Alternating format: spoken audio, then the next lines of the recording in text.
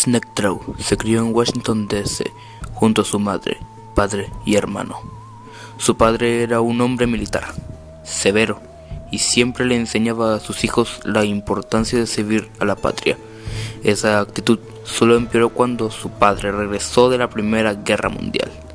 Debido a los largos periodos que su padre estuvo fuera de casa, terminó idolatrando cada palabra que decía. La mente de Snectraw tuvo la creencia de que los héroes iban a la guerra, que todo era un ejemplo brillante de cómo conquistar al villano. Pasó el tiempo y la mayor parte de su vida era simple. Aparte de las consecuencias ocasionales de sus firmes creencias políticas, finalmente se trasladó a Nueva York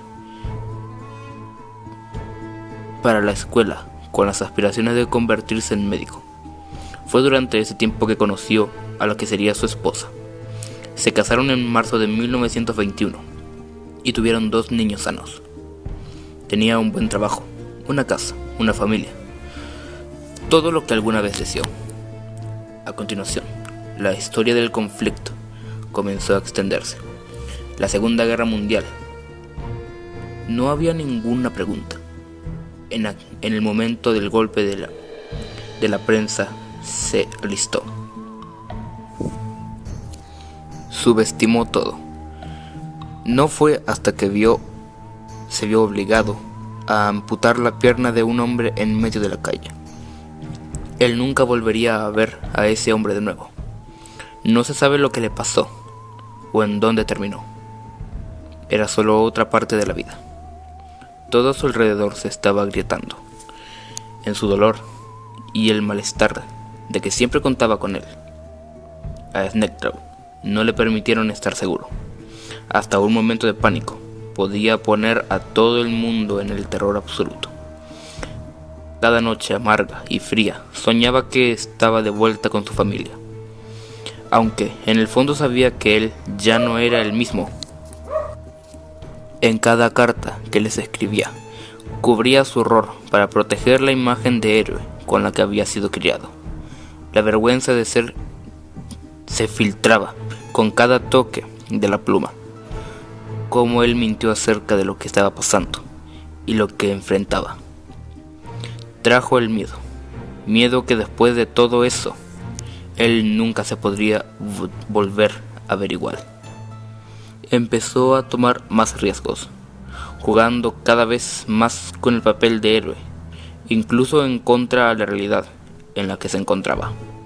Snectraw, agrietado, dejó de pensar en otra cosa más que salvar a los heridos.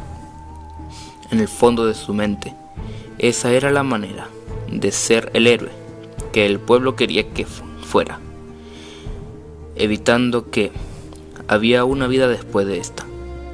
Era débil, pero las mentiras hicieron todo soportable.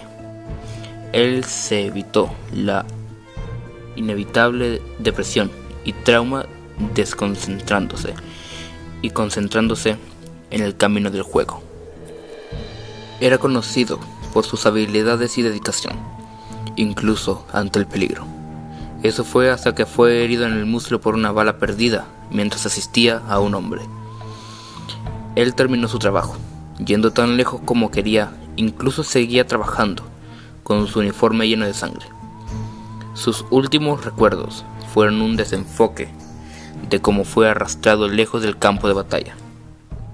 Más tarde, despertó en una habitación con un hombre bien vestido, que se cernía sobre él. El hombre le ofreció la oportunidad de hacer más para ser algo más que una pequeña pieza en la máquina de guerra. Una oportunidad para ser uno de los verdaderos héroes. Él estaba buscando hombres leales, provenientes de familias militares, hombres que fueran de confianza. Así que Snectraw fue invitado a un programa de enriquecimiento mental con el objetivo de crear a un espía con la lealtad probada y la capacidad de leer la mente. El programa se acercaba a un gran avance y solo necesitaba hombres de calidad para completar el trabajo. Tendría tiempo para sanar, tiempo para ordenar su mente, y que requeriría solo el dolor momentáneo. Solo le tomó 3 días antes para que se estuviera de acuerdo y participara en el programa. Pasó 6 meses obteniendo una mezcla de agujas con medicina con muy poco o ningún efecto. Él tenía poco que hacer durante todo ese tiempo, pero leer y mantener su condición física era una de las cosas que podía hacer. Fue su interés médico que hizo soportable que fuera uno de los pocos pacientes que tenían los médicos para hablar de lo que estaban haciendo realmente. Él sabía el horario y lo que iba a suceder a continuación. Siguió escribiéndole a su esposa y le afirmó que ya había conseguido un trabajo más seguro. Aparte, las pesadillas eran soportables, aunque de vez en cuando tenía que volver a releer las novelas que le dieron. Fue alrededor del primer año que su estado de ánimo cambió. Se sentía como si no hubiera presión para terminar con el trabajo hecho aquí. De vez en cuando escuchaba susurros de los trabajadores sobre los rusos y su trabajo en un proyecto similar. Fue después de ese punto en que otras personas involucradas empezaron a morir. Los sujetos decían que oían voces y veían cosas. Snectow no sentía ninguno de esos efectos, al menos no inmediatamente. No fue hasta que la mayoría habían muerto que comenzó a ser alcanzado por los efectos secundarios. Comenzó justo antes de que los quistes rápidamente cubrieran cada centímetro de su cuerpo. Fue otro fracaso. Las agujas finales solo se convirtieron en otra empresa sin esperanza. Escribió su última carta, empapando el papel con sus lágrimas y siendo honesto por primera vez en más de un año. Cuando todo parecía que había terminado, se despertó al otro día. Allí estaba un hombre con un arma dirigida a él y un médico a su lado. Dio un vistazo al cuarto que extendía. Los libros que había recogido estaban flotando. No podía leer la mente y nunca lo haría, pero sí fue capaz de mover objetos con su mente. Se hizo evidente que entre más usaba ese poder, su piel se ponía peor.